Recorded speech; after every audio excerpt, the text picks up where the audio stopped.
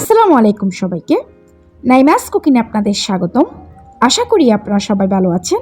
আমি আল্লাহর রহমতে অনেক ভালো আছি। আজকে আমি আপনাদেরকে তৈরি করে দেখাবো ইলিশ মাছের লেজা ভর্তা রেসিপি। ছোট্ট একটি ইলিশ মাছের লেজা দিয়ে পরিবারের সবার জন্য ভর্তাটি তৈরি করে দিতে পারেন। নাইমাস কুকিং মানে সহজ রান্না। যারা আমার ভিডিওগুলো দেখেন তারা অবশ্যই জানেন। ভর্তাটি তৈরি করার জন্য আমি প্যানের মধ্যে 2 টেবিল চামচ সয়াবিন তেল দিয়ে প্রথমে 4টা শুকনো মরিচ একটু ভেজে নিলাম।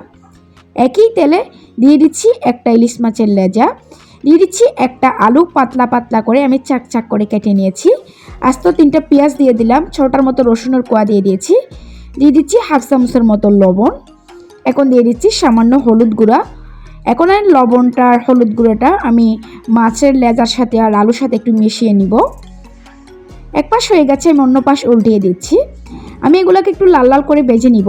যারা আমার চ্যানেলটি সাবস্ক্রাইব করেছেন তাদেরকে অসংখ্য ধন্যবাদ। যারা এখনও আমার চ্যানেলটি সাবস্ক্রাইব করেননি তারা আমার চ্যানেলটিকে সাবস্ক্রাইব করে রাখবেন, পাশের নোটিফিকেশন বেলটি অন করে রাখবেন।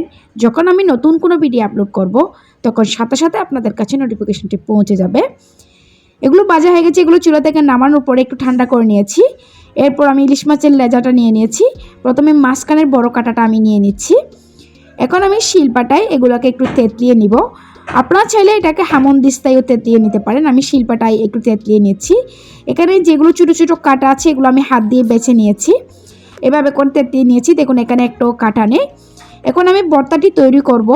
একটি প্লেটের মধ্যে শুকনো মরিচগুলো নিয়ে নিলাম। সামান্য লবণ দিয়ে প্রথমে হাত দিয়ে শুকনো মরিচগুলোকে একটু গুঁড়ো করে নিয়েছি। সেমভাবে আমি আলুগুলোকেও হাত দিয়ে ম্যাশ করে নিচ্ছি। লবণ একটু চেক করে দিবেন। আমি বাজার সময় লবণ দিয়েছিলাম, সেই জন্য এখানে একটু কম করে দিয়েছি। সেমভাবে পেঁয়াজ আর রসুনটাকেও হাত দিয়ে আমি ম্যাশ করে নিয়েছি। যে ইলিশ মাছের লেজাটা আমি তেতলিয়ে নিয়েছি এটা নিয়ে নিয়েছি।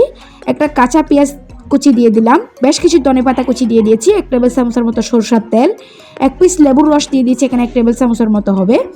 এখন হাত দিয়ে সবগুলো একসাথে মেখে নিয়েছি, প্লেটের মধ্যে পরিবেশন করে নিয়েছি একটু আপনাদেরকে দেখানোর জন্য।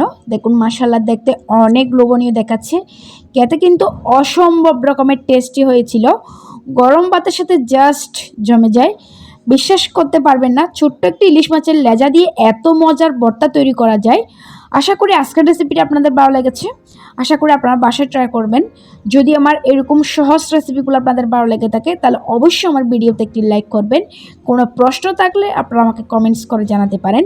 সবাই ভালো থাকবেন, সুস্থ থাকবেন, আমার জন্য দোয়া করবেন। আল্লাহ হাফেজ।